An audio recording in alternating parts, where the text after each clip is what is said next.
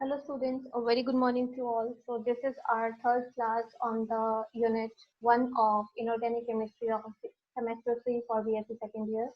The unit name is in chemistry of elements of first transition series. So in continuation with our previous lecture, we were discussing about the properties of elements of first transition series. So in continuation with that, we were discussing about the reducing character the property of reducing character of first transition series, elements of first transition series, those belong to the D block. So by reducing character, we mean that the tendency to reduce something, or we can say means power to reduce other species, or tendency to get oxidized.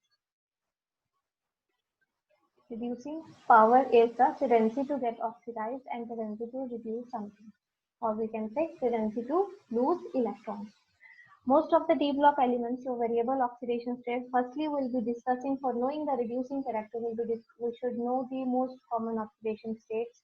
So for the knowledge of oxidation states, we have divided the first transition series into two parts, first 5 elements in the first part and second, and the other 5 elements, last 5 elements in the second part.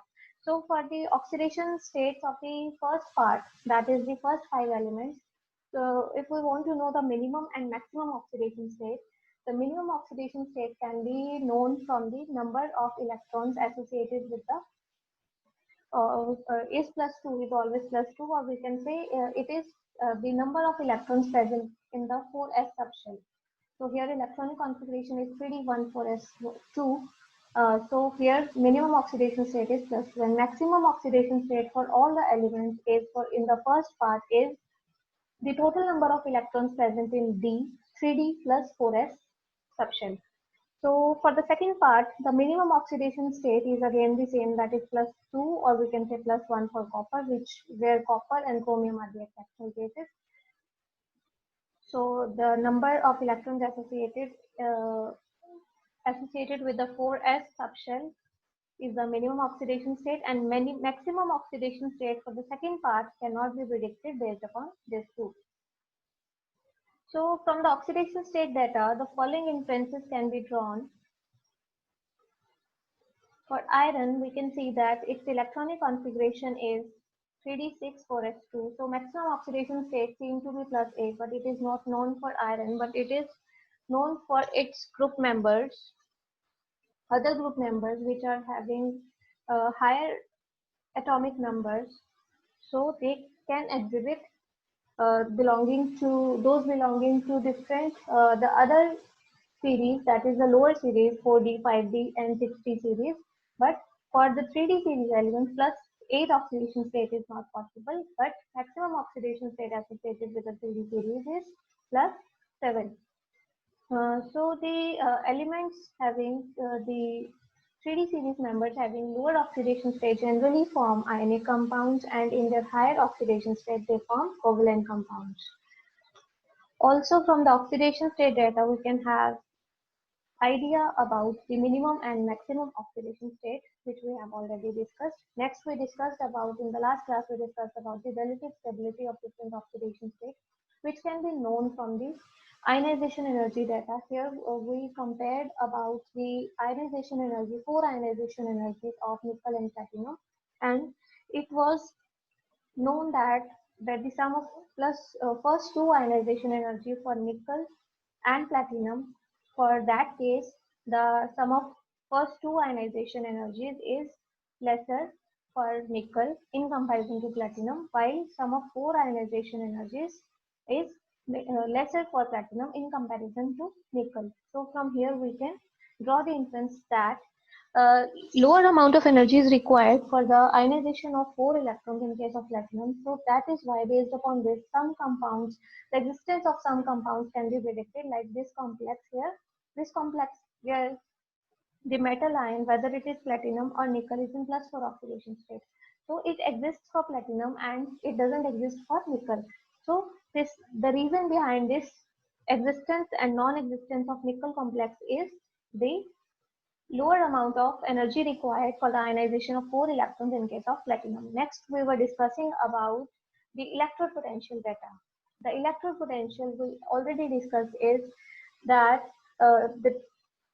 it can be defined as more the value of electrode, more is the value of electrode potential, more is the tendency to get reduced.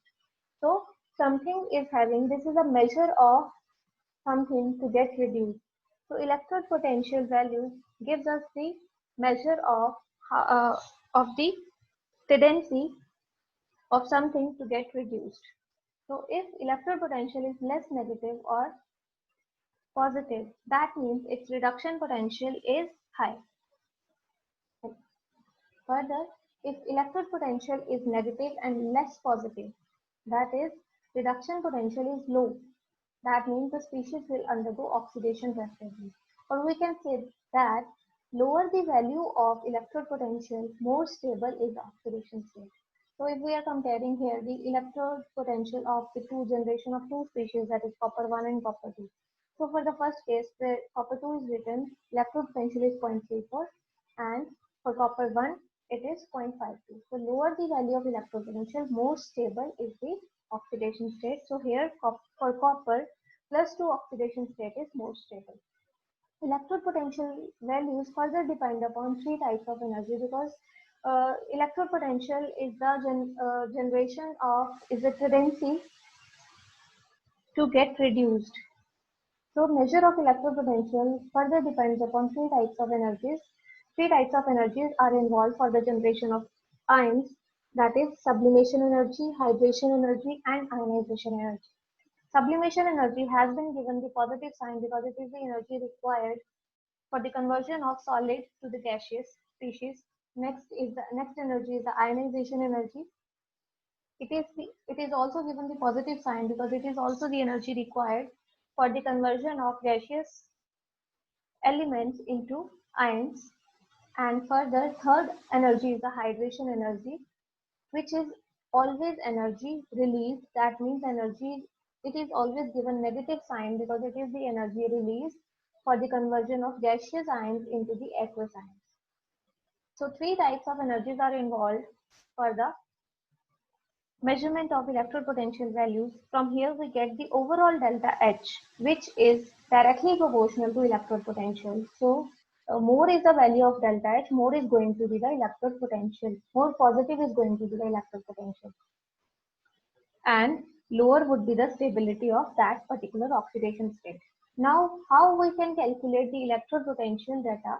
How we get to know that what is the value of electrode potentials? In general, electrode potentials are calculated.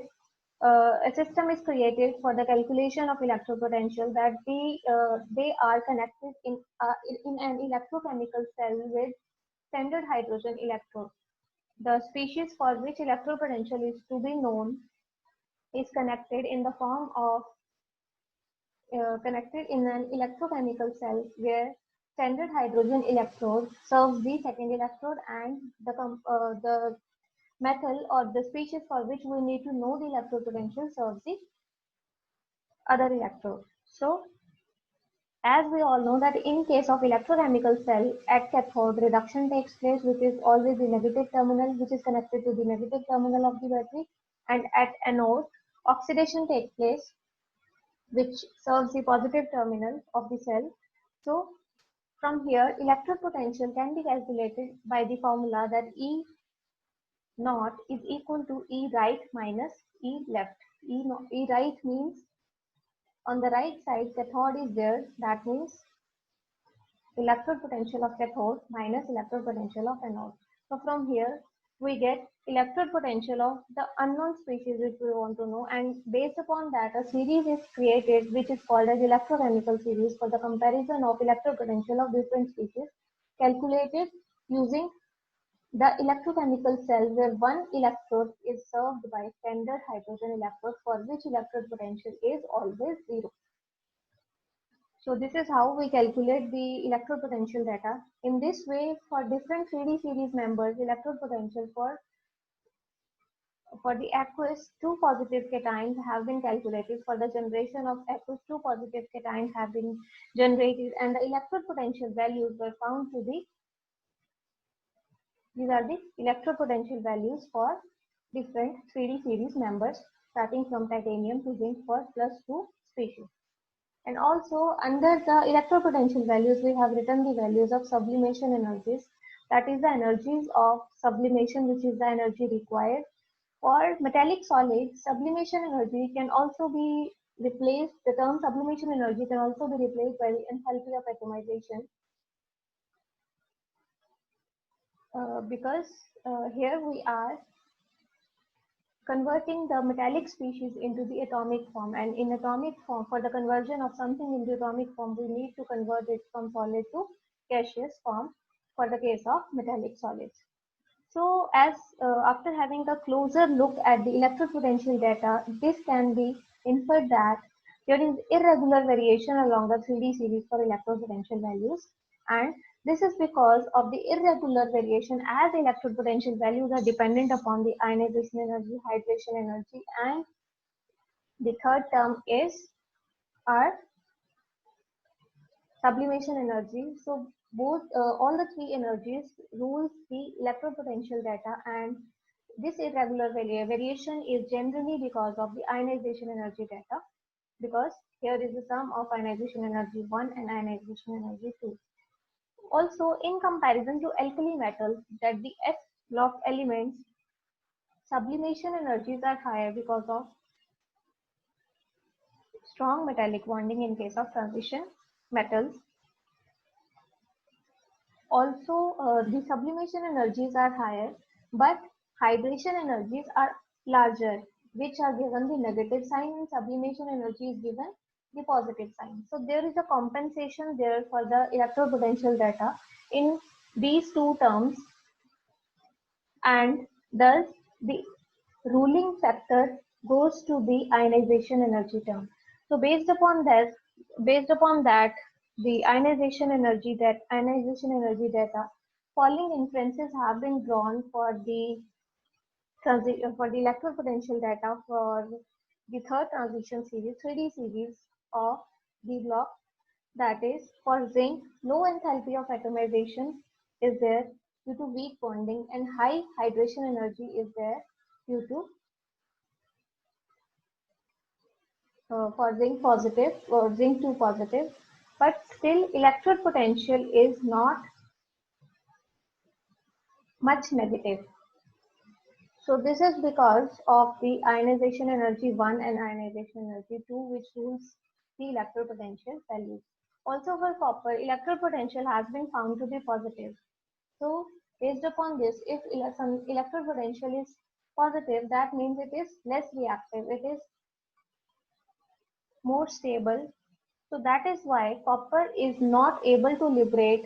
So this is the reason when we react copper with some acids or mineral acids, hydrogen is not liberated, because copper is less reactive and its electrode potential is positive in comparison to the other transition metals of the 3D series. Also, the electrode potential is getting, we can observe from here that electrode potential data is getting less negative as we move from left to right in the 3D series, except for the two terms, that is manganese and zinc. The electrode potential values are getting less negative as we move from left to right, except for the two elements, that is manganese and zinc. So this exception is based upon the fact that manganese is having exactly half-filled electronic configuration after the removal of 2 electrons, and zinc is having exactly fully filled electronic configuration for the D subshell after the removal of 2 electrons from 4s subshell. So due to this, the driving force for the generation of these two ions is much more, and electrode potentials are more negative in comparison to the series trend for the 3D series elements. Next factor which rules the reducing character is the nature of the solvent. So the reducing character or the oxidizing character depends upon the nature of the solvent also. As if we are using strong reducing, if our species is strongly reducing, that means it has tendency to reduce the species. It will reduce the solvent molecules. If it exhibits its reducing or oxidizing action on the solvent molecules, then it will not be reducing or oxidizing agent anymore if it has already reacted with the solvent. So, say we are taking something uh, in water. Water is acting as a solvent, and something is strongly reducing. If it reacts with water, that means it has cleared its reducing action on water. So it is no more having, it is not having its reducing action anymore. If we add something into it, on that species, its reducing action will not be there because it has already cleared its reducing action. So based upon that, the choice of solvent is also matters. Choice of solvent also rules the nature of nature of the electric potential of different species. That is, if it will be acting as reducing or oxidizing character. So generally, all solvents provides a window for their reducing and oxidizing action. Here we have taken two examples that chromium 3 is stable in water. That means it can act as, it won't undergo reduction. That means it is stable in water, but chromium 2 will at once get converted to chromium 3. It will undergo oxidation, and it cannot behave as reducing agent in the presence of water because it will play its reducing action on the water itself. So we cannot reduce any other species when water is present as solvent with the help of chromium 2 positive. Same is the case with iron 3 positive, that iron 3 positive is stable in water, but iron 2 positive undergoes oxidation. If it is undergoing oxidation in water, that means it is reducing the water molecules in turn, and no and not if we at this point, if we add some other species to get reduced, then no action will be there for iron 2 ions on that particular species which we are adding. So this is how the nature of solvent governs the reducing or oxidizing ability of different ions. Next property is what we have is formation of color ions. So this is the characteristic property of D block elements, that they exhibit colors. They have their compounds. Their compounds are very much colored in comparison to S block elements, because S and D block elements are generally white, but D block elements are colored. Now the question arises, why the compounds of D block elements are colored? These are colored because of the presence of N-1D subshell, which is partially filled. So what happens is, whenever some compound is formed, or we can say some complex is formed, then what happens is that once the once the oppositely charged ions approach the metal ions of D block elements, what happens is the electrons present in the d orbitals, which are of same energy, all the 5d orbitals, split into two sets of different energies, and there is a generation of energy gap, and that energy gap falls in the visible region of the electromagnetic spectrum, and this splitting, what we have observed, is called as crystal field splitting. This splitting we'll be studying in detail in our coordination chemistry chapters. So here you just understand one thing, that whenever a compound is formed, there is splitting of d orbitals takes place. Whenever d orbitals are partially filled, there occurs splitting of d orbitals, and the energy gap which is created between the two energy levels has coinciding energy with that of the visible region of the electromagnetic spectrum. And now there is a possibility that when when the light falls on such complexes, what happens is the electrons from the lower energy level, as here I have shown that from the ground state, and this is the excited state. So electrons from this level jumps to the excited state, absorbing energy that corresponds to the visible region. So thus the energy gap is falling in the visible region. So that is why we see colors of these compounds, and color appearing to us is always complementary to the one absorbed by the electrons. So the color which appears to us is always based upon the on this color wheel. We if we say that hydrated copper compounds absorb orange red light, so that means the compounds are complexes are absorbing light in this region. So that means they will appear to us bluish green. Exactly opposite colors will be observed which are present on the wheel. So if something is absorbing blue color, that will appear orange to us, and something if something is absorbing green color, that will appear red to us. So these are, here we have written some colors corresponding to different ion, corresponding to different number of unpaired electrons present in different configurations. Also, for the compounds will remain white in color, for which the d orbitals are fully vacant, or we can say fully filled.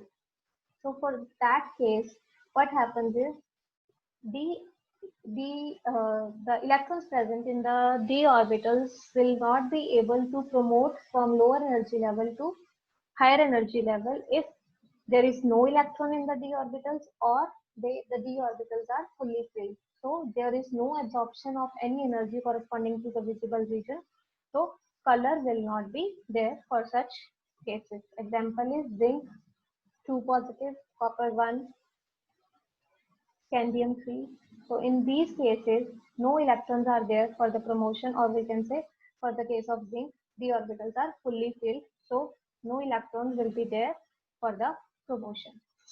Next property which we can discuss here is the magnetic properties. It is a very important property. Depending upon the number of unpaired electrons in d orbitals, magnetic substances are divided into two types, that is diamagnetic and paramagnetic. If there is no unpaired electrons, that means the compound is going to be diamagnetic. And if there is the presence of unpaired electrons, that compound will be termed as paramagnetic. That will behave as paramagnetic material. And more the number of unpaired electrons, more is going to be the paramagnetic character. Further, this is the formula for magnetic moment. Here, the magnetic moment is the gives us the measurement of paramagnetic character. Here, this is the formula for spin magnetic moment, as the magnetism generated in the species is due to the spinning motion of the electron. So that is why this is called as spin magnetic moment, and this gives us the measure of paramagnetic character. The formula for this magnetic moment, where this S represents that this magnetic moment corresponds to spin, is under root of n into n plus 2, and the units are Bohr magnetons. Here n is the number of unpaired electrons. Here we have given one example, that is for the case of titanium 3 positive, the electronic configuration is going to be 3d1. So there is one unpaired electron.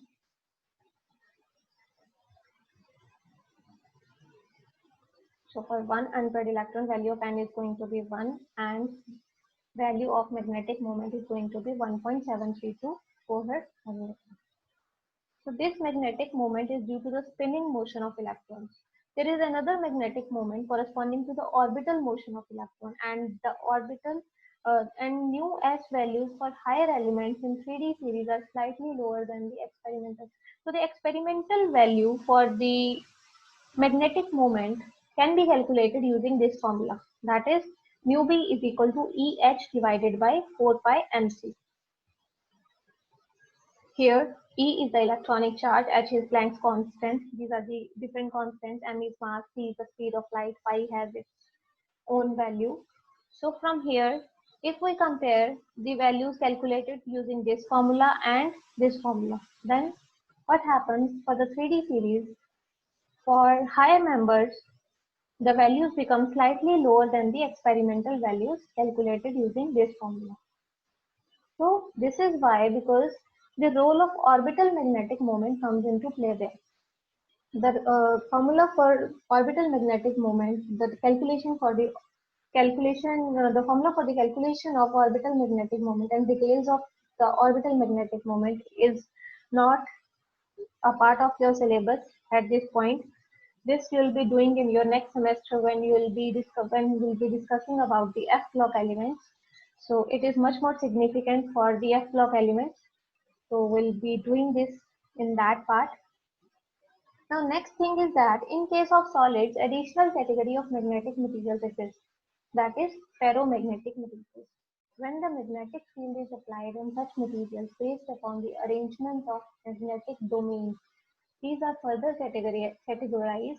The ferromagnetic materials are further categorized into three types, that is ferromagnetic, antiferromagnetic, and perimagnetic. Let us have a look at what these terms are. Firstly, I would like to tell you what are magnetic domains. So these are small regions of parallelly aligned magnetic dipoles. As we all know that in case of magnetic materials, the substances which are having magnetic characters, the diamagnetic materials are not having any magnetic character. So there is not any existence of magnetic dipoles. So there are no magnetic dipoles. But in case of paramagnetic materials, what is there is this arrow is representing magnetic dipoles which are pointing in random directions.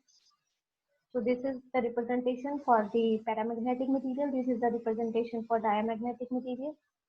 So next category is the ferromagnetic materials. In case of ferromagnetic materials, what happens is there is spontaneous arrangement of the magnetic dipoles in small magnetic domains with parallel spin in small volumes. So what is there is that this in this part all the magnetic dipoles are having parallel spin, and this particular region, this one region, this region is a second region, this is called as magnetic domain, which is having magnetic domain boundary, and in this magnetic domain all the magnetic dipoles are parallel to each other. So there is spontaneous arrangement of magnetic dipoles in case of ferromagnetic materials. So when we apply external magnetic field on any paramagnetic material, what happens is there is perfect alignment of these magnetic dipoles in a single direction. And when we apply when we apply the same magnetic field on the diamagnetic material, there is there doesn't for diamagnetic material there are no dipoles, so no alignment of any magnetic dipoles is there because magnetic dipoles doesn't exist for such materials. And for the case of ferromagnetic materials, what happens is if the magnetic dipoles arrange themselves completely in one direction, just like paramagnetic material, but all the magnetic domains are pointing towards one direction. That means these will behave as ferromagnetic materials because there is complete alignment of magnetic domains. Each magnetic domain is pointing in one direction. So such substances can be used as permanent magnets. Next we have if the domains arrange themselves in such a way on the application of external magnetic field that there is complete cancellation of magnetism.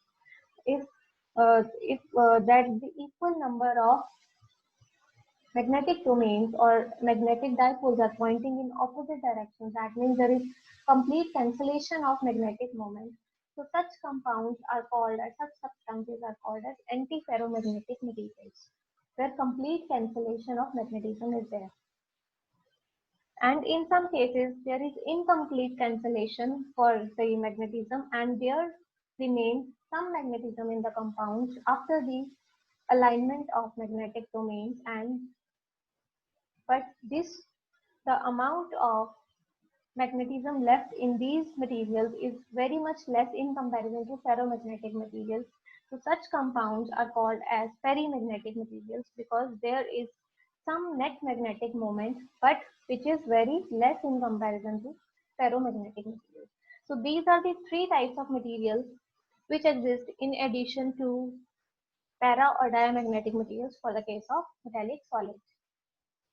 Next property for the 3D transition series for d block elements is the tendency to form complexes.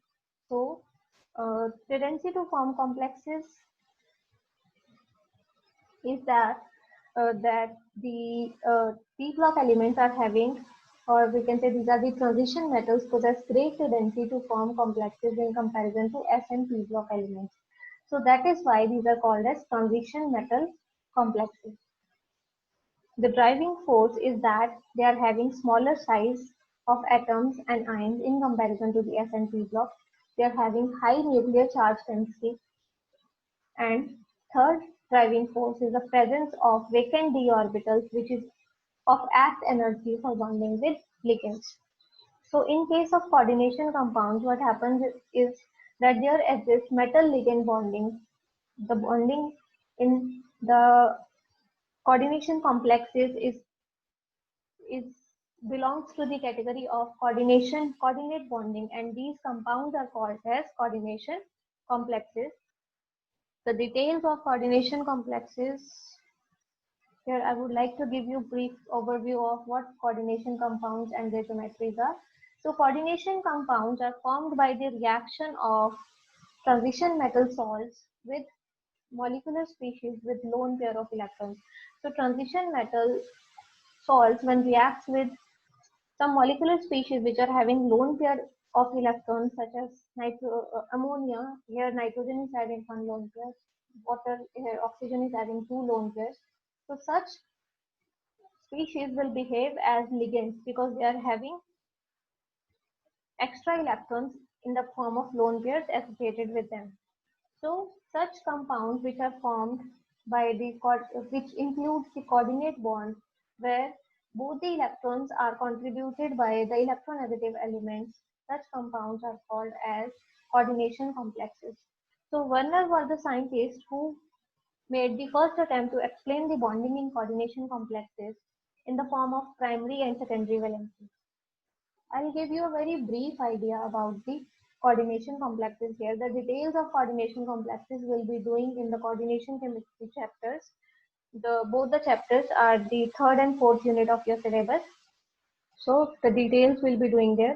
Here we'll be discussing very briefly about coordination complexes because we'll be this further after the discussion of all the properties, we'll be doing the discussion for different the existence of compounds and complexes of different 3D series transition elements.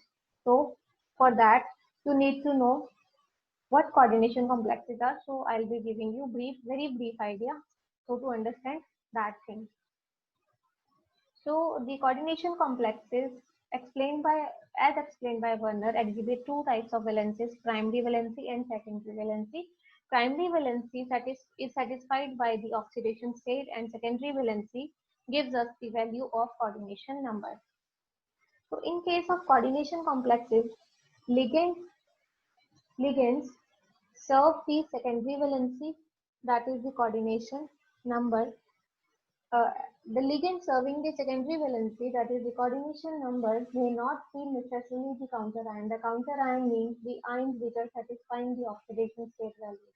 So here is an example of the formation of a coordination complex. Here cobalt fluoride is reacting with 6 molecules of ammonia, and here we have got the generation of a complex where 6 ammonia molecules are behaving as ligands and have surrounded the cobalt ion, that is cobalt 2 positive ion, in the coordination sphere. This square bracket represents the coordination sphere here, and Cl2 is the counter ion. Two chlorines are the two counter ions. So here in this coordination sphere behaves as one species. If we dissolve this complex in aqueous medium, it will ionize as this whole coordination sphere. Here will be 2 positive charge on it and 2 Cl negative ions. So there will be generation of 3 species. No existence of separate cobalt 2 positive ions will be there. Now cobalt will exist associated with 6 ammonia molecules in the form of coordination complex. This is how coordination complexes behave. Ligands present in coordination sphere decides about the geometry of the complex. As there are 6 ligands, based upon the actually the ligands present in coordination sphere decides about the geometry of the complex in a way that uh, these ligands arrange themselves in such a way so to acquire the minimum repulsion stage. Generally, coordination number varies from 0 to 12 for coordination complexes. Coordination number of greater than 8 is uncommon for D block elements, but it is very much common for the F block elements. So, while discussing the D block elements, we will be discussing up to the coordination number of 8. Now, let us see what geometries can be generated based upon the coordination number values. So, if the coordination number is 2, that means two ligands are there which are surrounding the metal, central metal. So the geometry is going to be linear and bond angle is going to be 180 degrees. It will be arranged like this in a linear form. Next we have for coordination number 3, geometry is going to be trigonal planar. Here metal ion is present in the single plane as we can see in the plane of the paper. So three ligands are surrounding it which are present at the minimum repulsion position, that is at the angles of 120 degrees. Next we have four coordination number for which possible geometries are tetrahedral and square planar. For tetrahedral, this is having 3D structure that is with a bond angle of 109.5 degree, and square planar is having planar structure with a bond angle of 90 degree. Next we have with 5 coordination number, that means 5 ligands are there which are surrounding. Two types of bond angles are present. These 3 ligands are present in single plane just like the trigonal planar, and these 2 ligands, one above the plane of the paper and one below the plane of the paper, are present at 120 degree to these 3 ligands are present at 120 degree and these 2 ligands are present at 90 degree each to all the 3 ligands in plane of the paper. Next we have octahedral geometry. Octahedral geometry is for coordination number 6.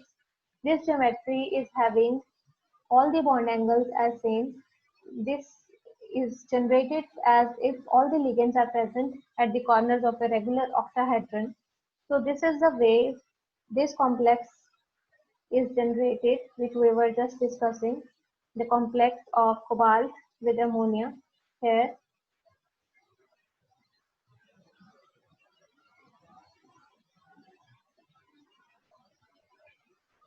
as we just noticed that 6 ammonia molecules are there.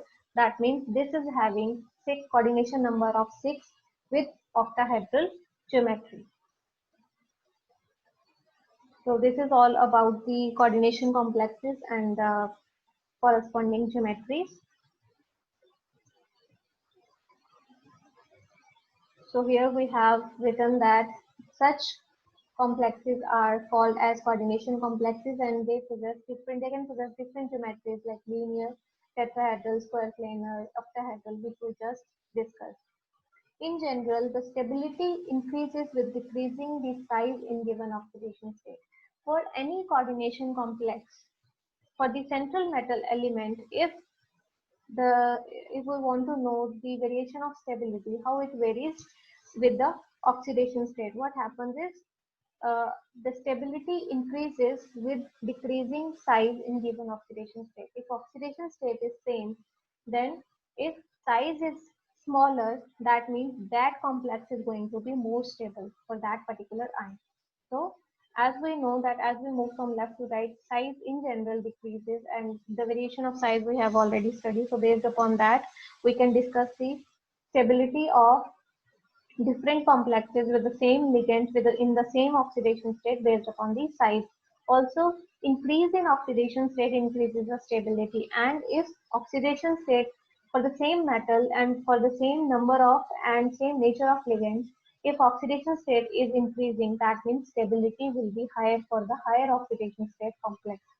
So these are the two ruling factors which which are generally applicable to all the complexes, that if oxidation state is more, that means stability is more, and also if size of the metal ion is smaller, the stability is going to be higher. So that is it for this video. The next property we'll discuss in the next video. I hope you have understood most of the things. If you have any doubts, you can always ask me in the comment section. So that is it. Thank you so much. Have a good rest of